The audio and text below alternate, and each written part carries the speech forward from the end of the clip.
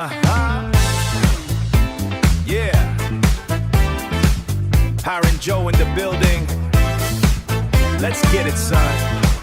Let's get it.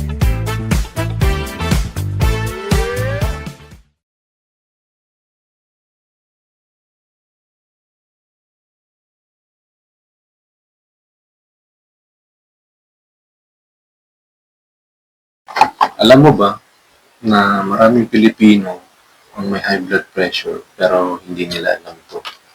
Kaya nga tinatawag itong silent killer. Dahil kadalasan wala itong sintomas hanggang magkaroon ng komplikasyon. So, pero kung pwede mong i-monitor ang blood pressure mo anumang oras kahit nasa bahay ka lang, sulit ba ang portable wrist blood pressure monitor na ito? Accurate ba talaga? O mas okay pa rin yung traditional BP monitor? So, alamin natin. So, kumusta mga Paren Joe? Welcome back sa Tried and Tested ni Paren Joe, kung saan sinusubukan natin ang iba't ibang produkto para malaman kung sulit ba talaga ang iyong pinaghihirapang pera or sulit ba ang pambibili mo dito. So, sa video ngayon, i-review natin ang Omron wrist blood pressure monitor model HEM6161 Omron wrist monitor. So, wrist, pwede siya dito. Yung traditional kasi dito, di ba? Dito tayo nagkukuha ng blood pressure. Ito, wrist naman. So, unahin natin, tingin pa lang napaka-compact na niya. Ito, kasya sa bag or ito yung lagay niya, kasya sa bag, backpack, or kahit sa glove compartment ng sasakyan. Magaan din siya. Pwede mo talagang dalhin kahit saan. Ito yung kanya box. Yan. Dali lang siya.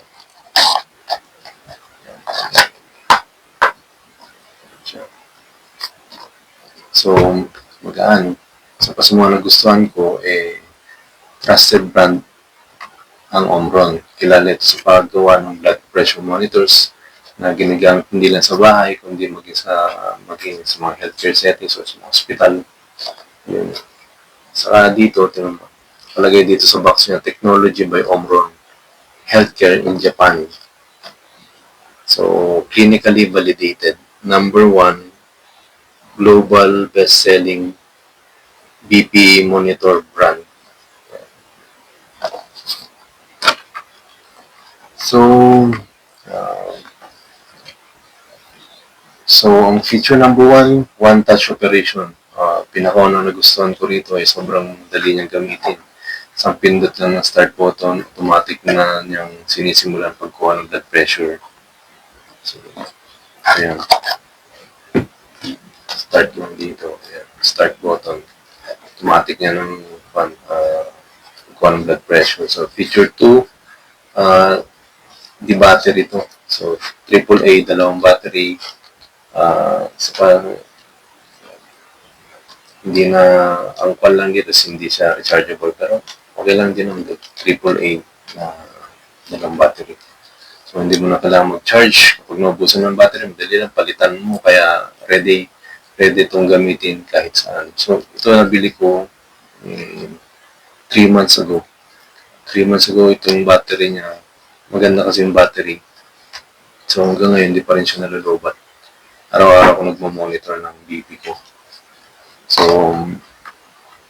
feature 3, may memory function siya. So, nasisave dito yung mga previous reading ng BP mo hanggang 30. So, yung dito, yung 3, 1, yung number 1, yun yung latest kuha ng BP mo. So, yung kunyari ito, number 4 or number 5, ito yung 5th before nung latest BP mo na kinuha. Nasisave niya. Hanggang 30 to. 30 na BP readings ang nasisave niya. So, mamamonitor mo kung bumababa or tumataas ang blood pressure mo. So, feature 4, may IntelliSense technology. Isa ito sa mga dahilan kung bakit sikat ang Omron. So, ito automatic na nag-adjust ang pressure habang kumukuha ng reading para maging mas komportable ang paggamit. Then, feature 5, cap wrap guide. May cap wrap guide din siya. Ibig sabihin, sasabihin ng monitor kung tama pagkakalagay ng wrist cuff. Nag-indicate dyan kung tama yung pagkakabit mo sa wrist. So, importante ito dahil para accurate yung kuha niya. So, bonus, clinically validated din ang model nito. Kaya, may dagdag na confidence ka sa readings kapag tama ang paggamit.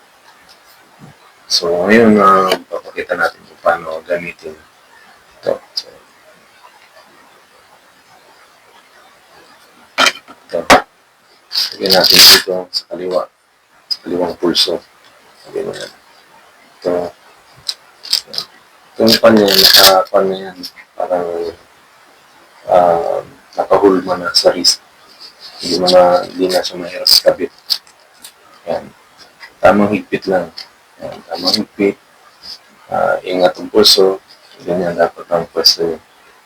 Mas relax lang. Relax lang habang kinukuha kayo ng BP. Okay na yung position. Press start lang. Yan. Sintayin natin yung reading. Sample dito sa atin.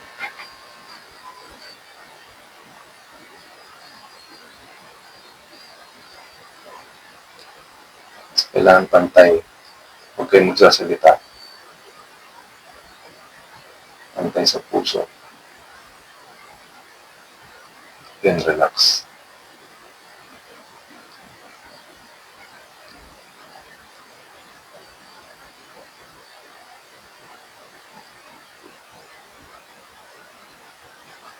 Yan. Kuha sa akin is 122/84. 122/84. Medyo mataas yung aking diastolic. 84. 84 ang kuha. So, yan. Re-record nyo yan. Ito yung magiging latest niya. So, napakadali lang gamitin, di ba? Nabili ko to sa Watsons 2.5. Pero pag meron kang reseta, less 500. So, kung bibili kayo, magpareseta muna kayo. Then, i-present yung reseta sa Watsons, maliles 500. So, 2,000 ko na nabili ito. Yun.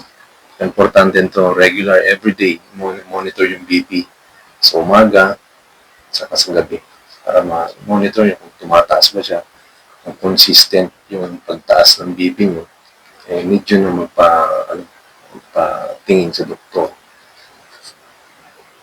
Magpakonsulta. So, yun lang. Okay. Importante, napakagaan. Pwede nyo dalhin kahit saan. Sa bag, ganyan. Kapag medyo sumasakit yung batok nyo, monitor nyo, tignan nyo, baka mataas na yung BP nyo. Or pag bigla kayo nahilo, monitor nyo lang. Para makita nyo kung may biglang pagtaas sa BP nyo. At maagapan ka agad.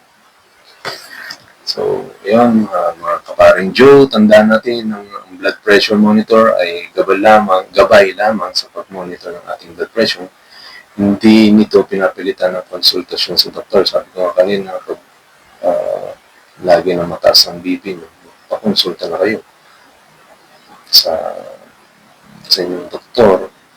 So, para sa akin, napakasulit yung Omron wrist blood pressure monitor. Kung gusto mo regular na mabantayan yung blood pressure mo sa bahay, kahit saan, monitor mo kung kahit saan pa sa kaya mong dalhin. Kasyang-kasya nga sa bagyan. So, portable, madaling gamitin, gumamit lang lagi nyo lang check yung AAA ay yung battery. So, pag medyo mag-i-indicate naman yan kung low-bat na siya. Palitan nyo na yung AAA para consistent or reliable or accurate yung reading.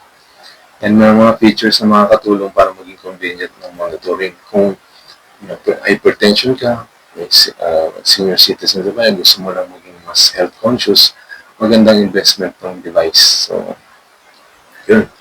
Kung nakatulong ang review na to, huwag kalimutan i-like, share, subscribe. Kung gusto pa ng gusto pa kayo ng ibang review, comment nyo sa baba. At kung may gusto pa kayong ipa-review, i-comment nyo lang sa baba.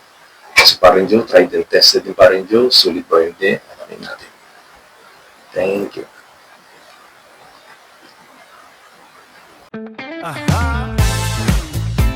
Yeah. Hiring Joe in the building.